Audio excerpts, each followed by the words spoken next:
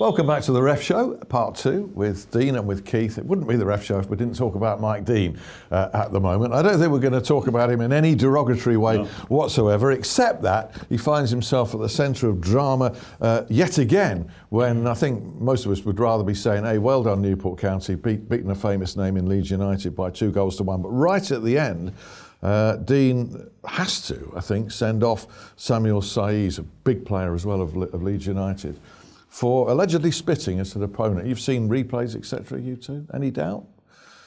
At all? Well, I think proving spitting is a difficult one, but I think looking at the evidence that was pushed through on BBC Match of the Day, where they did the telescope into the scenario, there was the player pointing to the offending result of what appears to be a spitting offence. The reaction of Mike Dean was one of annoyance. He was instant, and one suspects that Mike received the information from one of his colleagues as well. Yeah. So there was no doubt in his mind.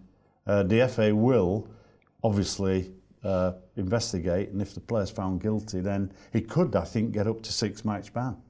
Well, quite rightly so, if that's proven.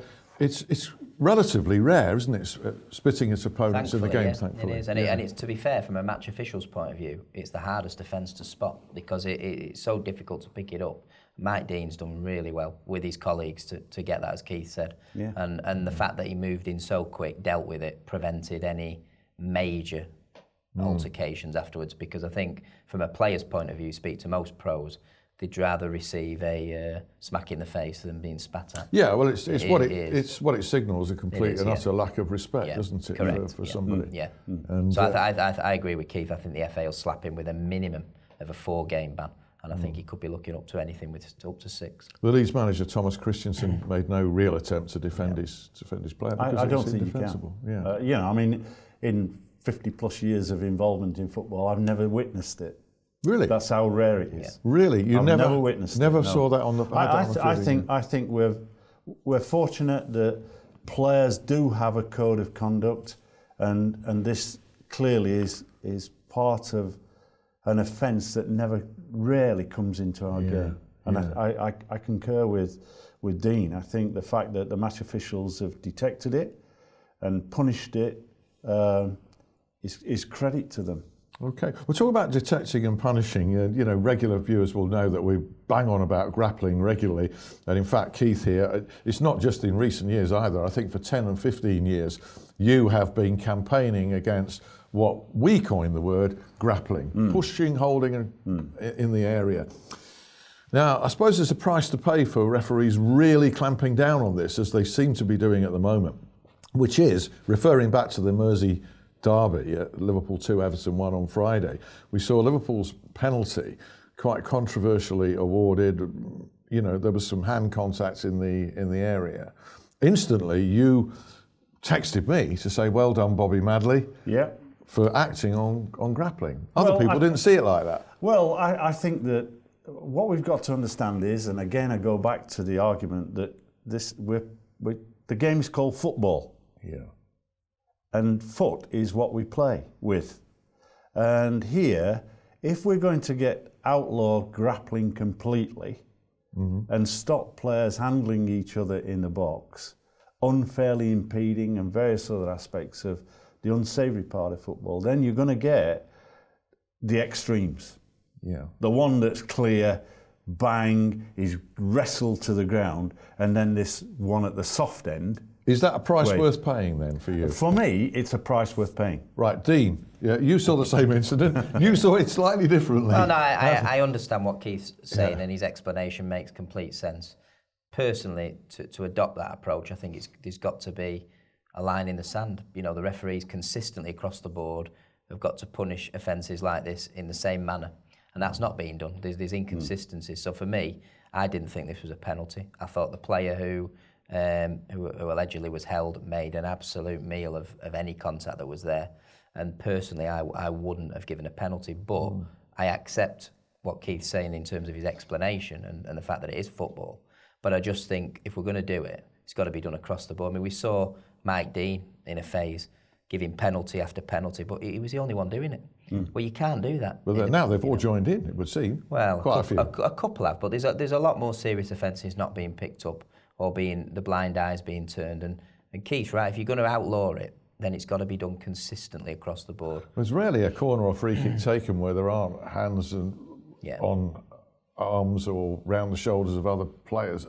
But I thought a great comment. I tweeted your comment about this penalty on Friday night, and I got a response from Steve Thompson. Now, some may remember Steve as a rugged. Now, if ever there was an archetypal centre half, it was Steve Thompson for Charlton Athletic, like Sam Allardyce, Sheffield United, like Sam Allardyce.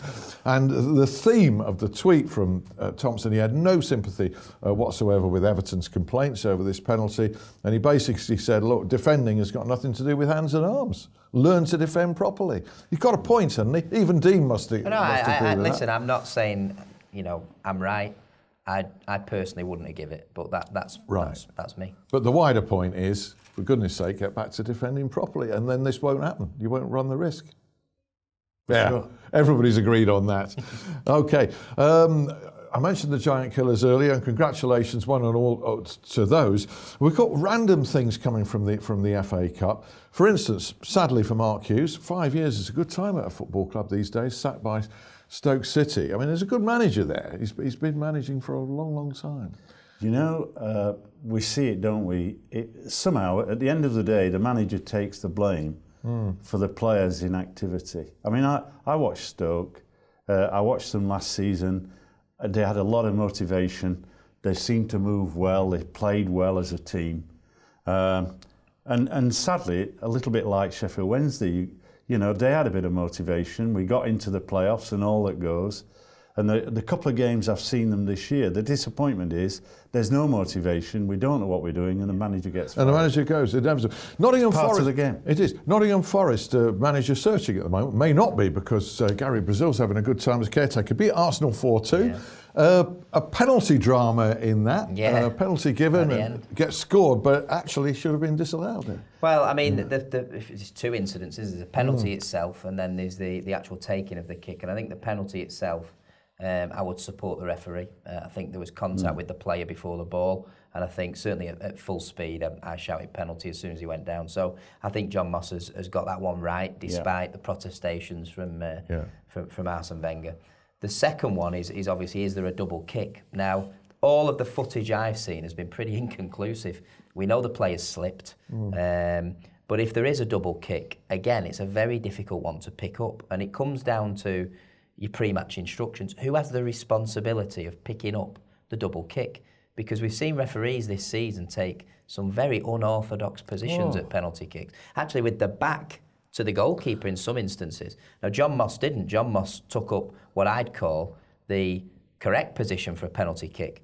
And he had a conversation with his assistant. I think that was to buy himself a bit of time and check if the assistant had seen anything. And you can't disallow a penalty kick unless you're 100% sure an offence has occurred. And certainly from all the footage I've seen, and unless there's an angle I've missed, nothing has convinced me 100% it was a double touch. So we back the officials on that very much so. Getting the right position to watch is the main thing. I mean, I've been pretty critical of John Moss. I think this season he's having a better season. Right. And I noticed over the weekend how much physical effort he's now putting into the game. And he's clearly moving better. I don't like his running style. I don't think anybody would. But ultimately, at the end of the day, he is getting into better positions. Right. Just finally, time for two events over the weekend. One we can relate to, one we can't. We can't relate to £145 million being paid by a footballer, whoever he is. But well done, Philippe Coutinho, if he can be worth that, and Barcelona, if you can pay it, the transfer from Liverpool. The other one we can relate to more. Great moment in West Ham's 0-0 draw. They managed to get a replay they didn't deserve at Shrewsbury. Low sun, Joe Hart's facing it. Somebody in the crowd gives him a cap in the first half to win. I mean, he is England's goalkeeper, we think, and he's gone out slightly unprepared, hasn't he? I mean, you would think so, yeah. Low. He should have had a cap. I thought the nice bit about this was the fact that at half-time, Joe Hart found the spectator out and handed the cap. I mean, I guess that spectator's going to get some offers for some memorabilia. I can see that going in a charity auction for quite a lot of money. And it's nice to see moments like that can still exist, you know, with a very high-profile player like that. And I've got to say, professional footballers sometimes get a bad name. From my experience of dealing with Joe Hart quite a few times, he's such a nice guy.